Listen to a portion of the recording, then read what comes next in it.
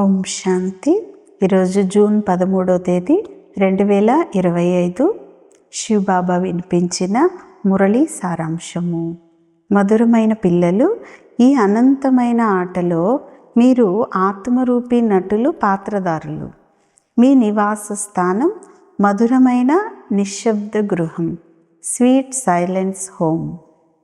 ఇప్పుడు అక్కడికి వెళ్ళాలి అంటున్నారు బాబా.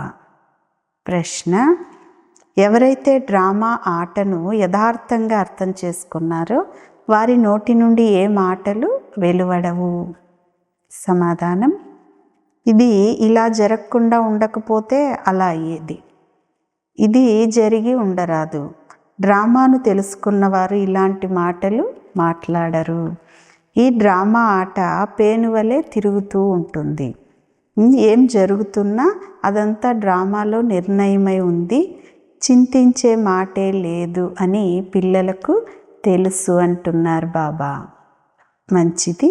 మధురాతి మధురమైన అపురూపమైన పిల్లలకు తల్లి, తండ్రి, బాప్దాదాల యొక్క ప్రియ స్మృతులు మరియు గుడ్ మార్నింగ్. ఆత్మిక తండ్రి, ఆత్మిక పిల్లలకు నమస్తే. ఆత్మిక పిల్లలు ఆత్మిక తల్లి, తండ్రికి ప్రియ స్మృతులు, గుడ్ మార్నింగ్ మరియు నమస్తే నమస్తే.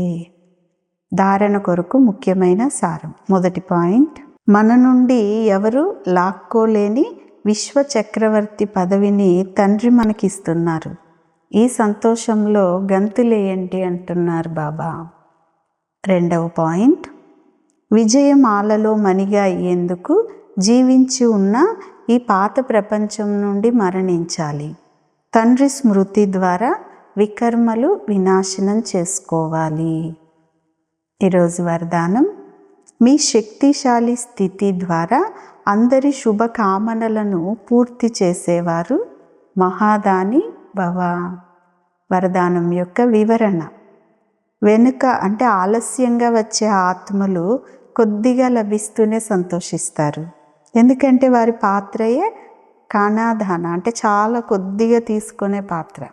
కనుక అటువంటి ఆత్మలకు వారి భావన యొక్క ఫలం ప్రాప్తించాలి. ఎవరు వంచితమవ్వరాదు కదా. అందుకోసం ఇప్పటి నుండే మీలో సర్వశక్తులను జమ చేసుకోండి.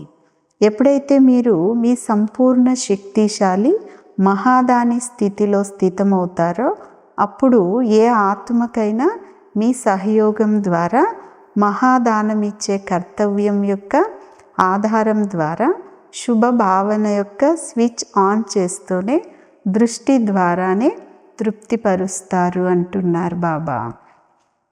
స్లోగన్: సదా ఈశ్వరీయ మర్యాదలపై నడుస్తూ, అంటే వాటిని పాటిస్తూ ఉంటే మర్యాద పురుషోత్తములుగా అయిపోతారు అంటున్నారు బాబా. మంచిది. ఓం శాంతి.